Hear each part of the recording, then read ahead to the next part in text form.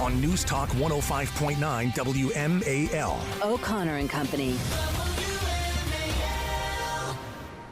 It's the big 6 o'clock hour here on O'Connor and Company. Thanks for joining us on a Wednesday morning. We've got a ton to get to this morning and plenty of guests to help us through it. It's 6:35. Our pal Cal Thomas will be here. 7:35. Haley Morris is going to preview the latest UFO hearing. Someone from her group, Americans for Safe Aerospace, will be testifying. And then at 8:35, James Rosen, latest on the Biden White House scandals. The walls are closing in. Julie Gunlock on the Biden presidency. Thanks for joining us. Have you noticed that it's hot? It is a little warm. Might get up to 98 degrees by the end of the week, maybe even hit 100. You love that. I do. I love the hot weather. Warm weather is a beautiful thing. And you know the reason that it's hot right Climate now change. here in what I mean, I guess it could be. I don't know. I don't know. Is it climate change when the last 2 weeks of July and the first couple of weeks of August are the hottest of the year? Because, see, to me, that's summer. It's the hottest that's ever been. Summer in the northern for hemisphere. 130,000 billion years. There you go. Hillary Clinton took to Twitter and said, "Thank a MAGA Republican if you think it's too hot." Daniel Turner is an energy expert. His group is Power the Future. He's the CEO of it. And, when she says MAGA Republicans, she means you, Daniel Turner. You and your fossil fuels and your carbon emissions and daring to want gas and oil to be cheap and affordable so that people can live their lives and have great, wonderful things in technology in their life. How dare you, Daniel Turner? You're a monster. I know, Larry and Julie, and I'm sorry for it. But look, I just want to remind your wonderful listeners of one thing, that no matter how much political strife we have, how much turmoil or infighting or Trump versus DeSantis and all of the anger that we see in our political world, we can all rejoice knowing that Hillary Clinton lost in 2016. Because what a vicious and ignorant woman. I couldn't imagine if she had the power of the White House, what a vicious person she would have been. I doubt she runs her Twitter account. I don't think she does. I'm sure she hires someone. But whoever did put that tweet out did put it out in her name, and she has to own it. And to blame this on MAGA Republicans, if we look at the 21st century, the last 23 years, how many years did MAGA Republicans have any power? 2 at most? And that's if you consider Paul Ryan a MAGA Republican. So it's just such a dumb comment. Here I was going to admonish you for saying of the former Secretary of State that she was, and I'm quoting now, nothing more than a washed-up politician trying to remain relevant. But that was your statement yesterday. But apparently you were saving your good stuff for this show. I always do, Larry. I always do.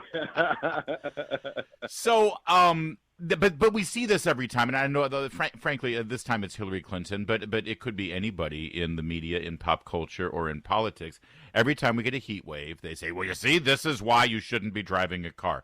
This is why gas should really be $7 a gallon."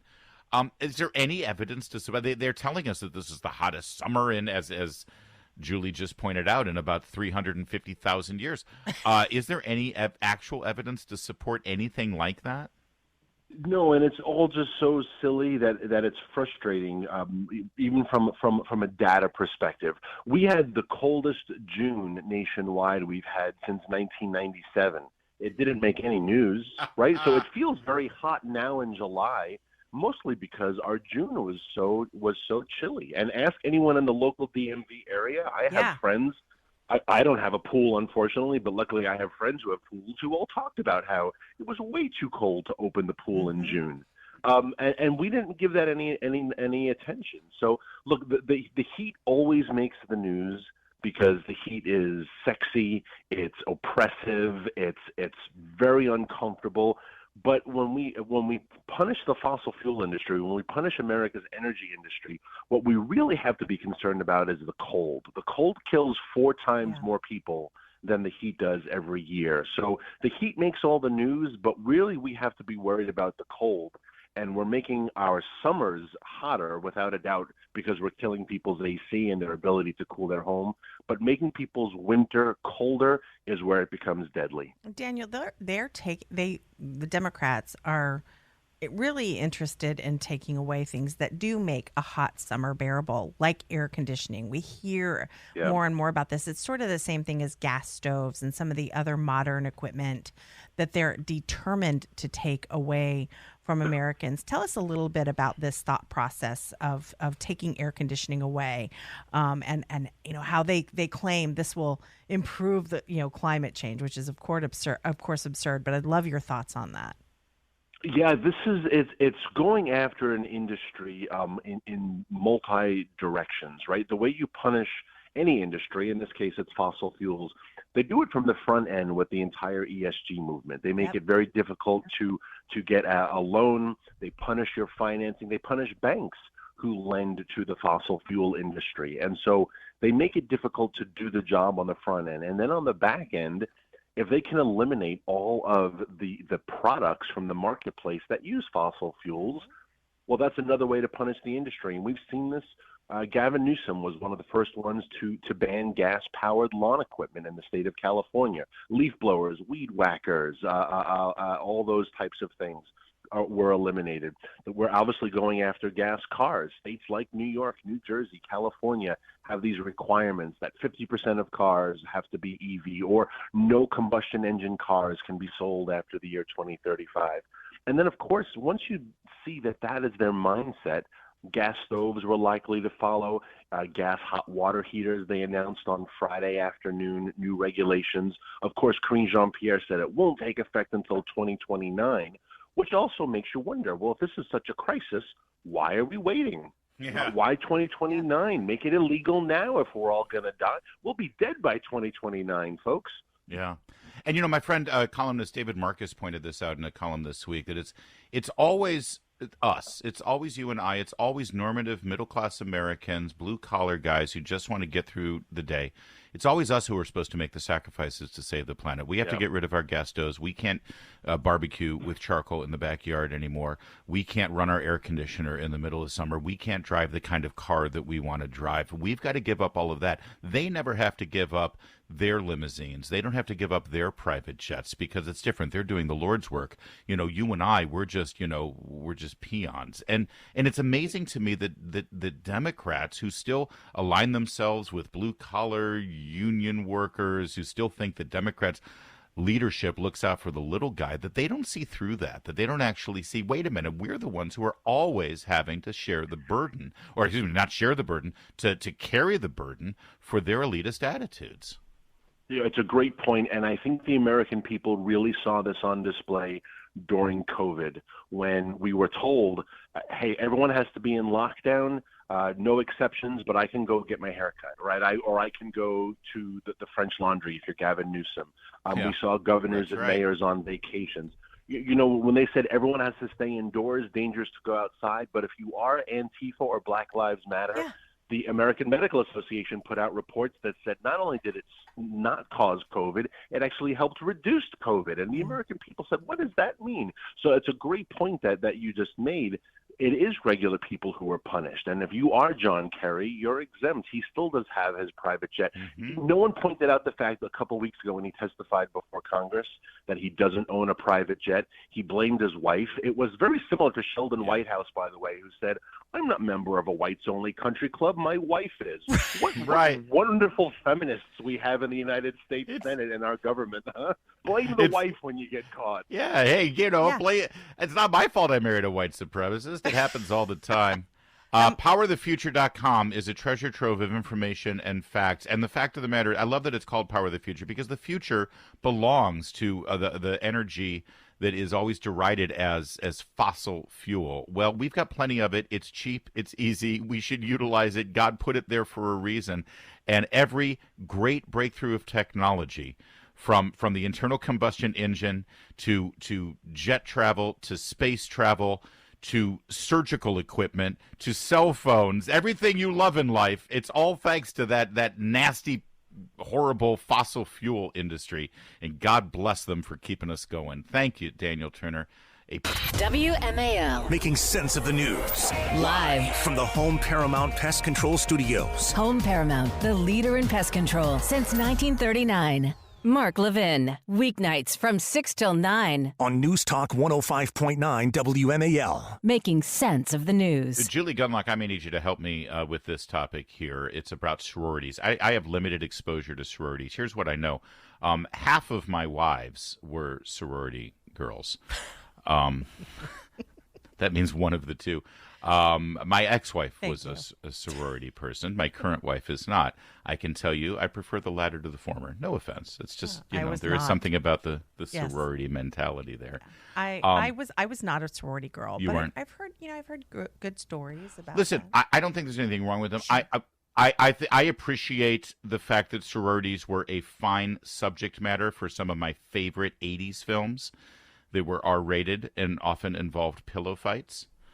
Oh, dear. And are now only available on Cinemax late at night. But beyond that, here's what I don't understand. I don't understand why you would want to pay thousands and thousands of dollars to a sorority consulting firm to properly pledge the sorority of your choice. This is, by the way, after your parents have already spent a ton of money to get you into the college with the SAT consultants. Well, that's all what I the was going to practice say. Larry, sessions, did you miss the whole Hollywood scandal? Right. Where people were Hollywood, actors and actresses and well-connected people, not just Hollywood actors, but well-connected people were paying these consultants millions of dollars to get their totally average and below average kids into these Ivy League. And that was illegal. I'm frankly criticizing the legal system out there My point is you have totally what seemed like reasonable people, Felicity Jones, right? Who seems like kind of a reasonable person Felicity in Hoffman. Hollywood. Felicity Hoffman, I'm sorry. Paying, some consultant, hundreds of thousands of dollars to get her totally average daughter into a, California school. And I'm saying people are willing to do illegal things. I'm not surprised that they're willing to do legal things, just throwing around thousands of dollars. But this is weird because this isn't academic. This isn't some like getting a job or getting, grades or getting a certain school. Yeah. This is a sorority. People are paying consultants up to $4,000 to get their daughters dressed, to get them dressed properly, to put together the right videos, to put together, say all the things and do all the right things to get it right. By the way, this seems to be specific to a certain. It's SEC schools. This is a Southern thing, I think, more than anything else. This is definitely University of Georgia, University of Alabama. Every year we see Alabama. Rush Week seems to be like this. It has become a national holiday now, or a sporting event. ESPN's going to start running a University of Alabama Rush Week competition or something. It's nuts. But here's the problem. They consult and they recommend that you put together a social media footprint that shows you in skimpy outfits and putting up posts about your hobbies and volunteer work. And it's creating this fake narrative. Basically, pretend you're someone who you aren't. It's turning these people into influencers. Let's be honest. Yeah. Instagram influencers, Facebook influencers. These people are not real, whether it's photoshopping or just pretending that you're the perfect parent or your house is always clean. People are spending big. The $2,000 Fabulous and Chic package from Greek Chick in Manhattan provides 4 sessions on applications, social media, wardrobe, along with round-the-clock counseling during Rush Week. I mean, this is insane. It is. It's nuts. And I have no doubt that there are great benefits being part of a sorority. I've had 2 daughters graduate college. Neither of them pledged. Neither of them were involved in sorority. So I don't know this firsthand. Sure. I'm sure there are great benefits. Is it really worth this, though? And again, you're creating a persona of someone that you aren't actually genuinely in your heart. Be yourself. And if that sorority says, "Hey, you're not our type. You're not right for Alpha Phi or Zeta Theta or Delta Delta," then that just means you're not right for that. It's not a right fit. At least you don't have to pretend you're someone you're not. My colleague Hadley Heath Manning at IWF had a very interesting comment about this recently. She said that when she went to college, and this was probably 10 years ago or even longer. Sorry, Hadley, I can't remember your exact age. But she said that many of the dorms were becoming co-ed, and she was uncomfortable with that. So she pledged in a sorority so that she could live in a house with all women. What's interesting now, though, is that, with the for instance, a case in Wyoming of a sorority being forced to admit male-bodied. That's right. You got to take transgender women. So that's a complication. But the point is that I wonder how much of this sort of breaking down the genders and refusing to acknowledge sex might be this sort of new wave of popularity of getting these girls into sororities where they have, for now, a safe space. But again, I think there are some benefits. What Hadley was bringing up there is just wanting to live with women, wanting a house that probably, has someone guarding it at night, and there's some level of protection there. And so I do think that there are some benefits. And also women's spaces are great, just like all men's spaces are great. Yep. So totally. Yeah. But again, you're not diminishing the value of being in a sorority, just questioning whether it is worth spending thousands of dollars to create a persona for yourself that isn't genuine to who you are. Well. That's all. It is 6:24. WMAL-FM, Woodbridge, Washington, a Cumulus media station. Making sense of the news. News Talk 105.9. News now On News Talk 105.9 WMAL. O'Connor and Company. 6:37 now. Thanks for tuning into O'Connor and Company on this Wednesday morning. Coming up at 7:35, Haley Morris is going to join us about the UFO hearings today. She's from Americans for Safe Aerospace. And then at 8:35, James Rosen will join us on the latest growing scandals surrounding the Biden administration. I'm Larry O'Connor alongside Julie Gunlock. Good morning, Julie. Good morning. Do we have Cal yet? We're still connecting with Cal Thomas, but we will bring Cal Thomas in here in just a moment. As I mentioned, the noose is tightening around the Biden family corruption, as Cal says in his eloquent way. And Cal, you've been around a bit here to see various scandals grow. There's always the crime, then there's the cover-up, then there's obstruction of justice. And it always takes a while when it's a Democrat involved for the media to catch up. But have you seen any indications here in town that maybe things have changed a little bit after the testimony last week of the IRS whistleblowers, after that infamous 1023 document, and other indications, certainly the indications that Joe Biden has been lying from day one about whether he was aware of or had conversations with his son about his business dealings? That seems obviously now to be a lie. Where do you think things stand now with Joe Biden? Well, in the Weather Channel, they have these the radar where you can see the storms coming in from the west toward Washington. And I think if you had a political radar, you'd see the same thing. I mean, it's just not credible that Joe Biden said that he had never, ever discussed his son's business arrangements. I mean, what about at holiday time? What about on the telephone? I mean, what about swimming naked in the swimming pool with his son? I mean, all those things, as we know, that Biden used to do in front of the female Secret Service agent. But that's another issue. I mean, he's gonna do this plea deal before a federal judge today. My view has been that the judge ought to put off this deal until more information comes out and we have a fuller picture. And we're going to have that, I think, next week. I hope by next week, with this guy Archer, who claims more than a dozen phone calls that he overheard between Hunter and on the speakerphone with then Vice President Biden. I mean, there's so much stuff. It's the old, if it walks like a duck and quacks like a duck, it's a duck.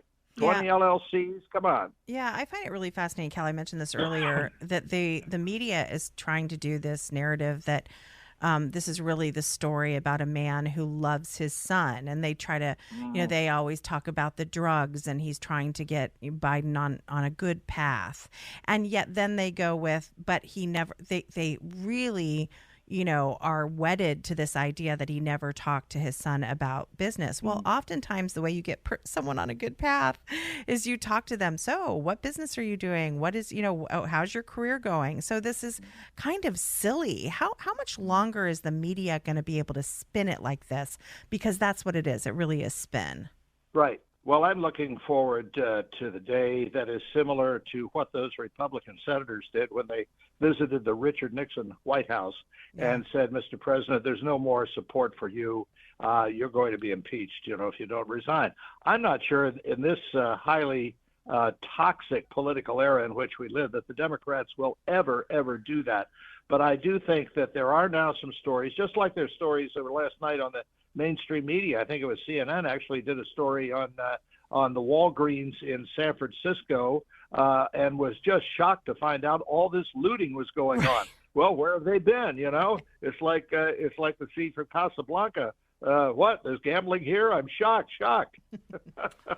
Hey, Cal, I'd love for you to take a moment to reflect on the passing of Tony Bennett. I talked about it when we learned of it on the air. The news broke during our program, and the last of the great crooners of that generation. It's amazing to me that, to have a career in Hollywood as long as he did, and I can't find anyone who's ever at any point in history said anything negative about this guy. He seemed to be the real thing, just a genuinely nice guy that everybody seemed to love. Yeah, you're absolutely right. In the early 60s, I got a call from the overnight guy at WRC in Washington and said, look, I'm going out on this boat today, and my guest is Tony Bennett. Do you want to come along? And I was a copy boy at NBC. I was 20 years old, something like that. I said, boy, do I. And in my column today, which appears in the Washington Times, I mentioned that I took a picture of him, and he signed it for me. Saw him several times perform live. I just learned yesterday that in World War II, he was in the military and, among other things, was a grave digger. And when he got out under the GI Bill, he went to this voice school that taught him how to hold notes for extended periods of time, and he used that throughout his career. The music he chose, his career kind of went down in the 60s with Beatlemania and some of that junk disco in the 70s, but it came back when he was rediscovered by college students. And the songs are great. The lyrics are fantastic. I put in my column one of my favorites, When Joanna Loved Me. Every day was Paris, every month was May. But when Joanna left me, May became December. And I mean, it's a poignant song, and he made you feel like he was hurting with you if you ever had a lost love. And I know, Larry, you have probably had a lot given your personality. Now here we are having a really nice visit, and you just have to mercilessly attack me. I don't know what. Well, Larry, you can take it. You're in showbiz, Yeah. Anyway, no, he was one of the real greats. Thank you, Cal. Cal is the Tony Bennett of political punditry, and that's why we love him so much. Yeah. Thank you. Well done, sir. And you're right. I'm not gonna deny it. It is. Julie Gunlock, you've known me long enough to know that I always try to find a positive, even in the face of pretty negative stories. And I was the same way during the lockdowns, where as horrific as they were and as bad as it was for our kids, certainly, and for businesses and the economy and just everything, I do remember seeing one little silver lining, which was we are reorienting our workforce now, and businesses are reorienting the way they conduct business in such a way that we utilize the technology that we have at our disposal, so that maybe the whole idea of having to commute to work, 40 minutes, an hour a day, back and forth both ways, working in an office all day, being away from your spouse, being away from your children, maybe that's a thing of the past. Maybe we can reorient the work life in America, where if your work can be conducted from home and you can have a nice stable family life and you can be more engaged with your family, be more engaged with your kids, that would be a good net result coming out of the pandemic. Yeah. And some businesses have been able to do that with remote work, but many have not. Many businesses, just for the sake of old school business, they said, listen, I want everybody in my office. I want to be able to walk at the bosses. I want to walk by the cubicle and know you're there. I want to be able to call everybody into the conference room at a moment's notice and have a meeting. None of this Zoom stuff. We all need to be in the same space together. And it's like they're doing that just because they can. Yeah. And their argument has always been, if you're working remote, then you're not as productive. That you're not putting in as many hours, and you're not bringing as much productivity to the table. But there's a new study that blows that theory apart.